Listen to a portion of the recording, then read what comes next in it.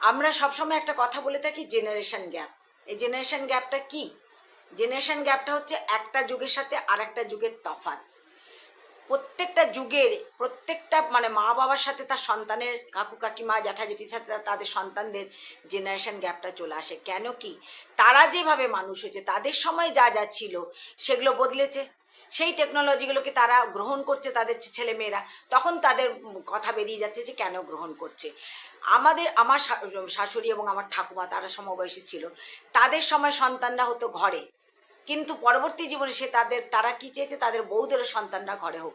কিন্তু তখন আধুনিক যুগ, অনেকটা যুগ যুগ বদলে গেছে, এবং তারা যে ভালো খাদ্যটা, পিওর জিনিসটা পেতো, সেই জিনিসটা আমরা পাচ্ছি না।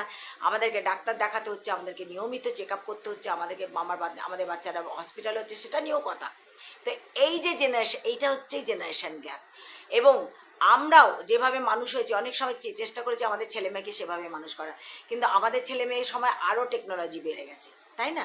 আরও টেকনোলজি বেড়ে গেছে, তারা আরও অনেক কিছু শিখছে। তখন তাদের সময় কম্পিউটার এসে গেছে, আমাদের সময় কম্পিউটার ছিল না, তারা কম্পিউটারে সমস্ত কিছু শিখছে। এবার যদি আমরা বলি যে কেন আমরা তোমাদের জন্য কম্পিউটার কিনবো, তাহলে তো সেটা উচিত নয় না। আর তেমনি তার পরবর্তী যুগে আমাদের নাতি নাতনিরা কী করছে?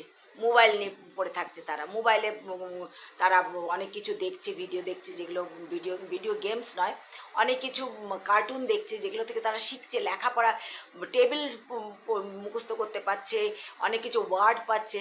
আবার তারা অনেক কিছু টেকনোলজিও শিখে যাচ্ছে। কোনো ভিডিওকে যদি লক করে দেওয়া হয়, সেটা কীভাবে আনলক করতে হয় সেটাও তারা আমার 6 বছরের নাতি যে জানে। তো এইগুলো হচ্ছে যে আমাদের একটা এক জেনারেশনকে আরেক জেনারেশনকে অ্যাকসেপ্ট করতে হবে আমাদেরকে। যতক্ষণ না আমরা অ্যাকসেপ্ট করব, ততক্ষণ এই গ্যাপটা আমাদের থেকে যাবেই।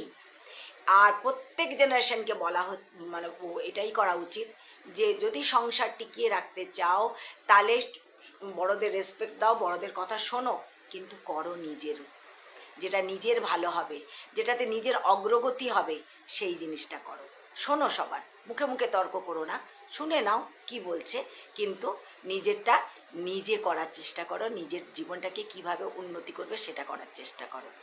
এটাই হচ্ছে জেনারেশন গ্যাপের যেটা আমরা সবসময় বলি জেনারেশন গ্যাপ, এটাকে মেটানোর মূল মন্ত্র। এটাকেই বলে ঝগড়া নয়, অশান্তি নয়, নিজের কাজ আমি সুষ্ঠু মতো আমার মতো করে যাব, তোমরা বলো, আমি তোমাদের কথা শুনছি।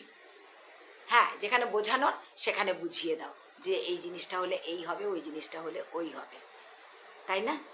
ঠিক বলেছি কি না?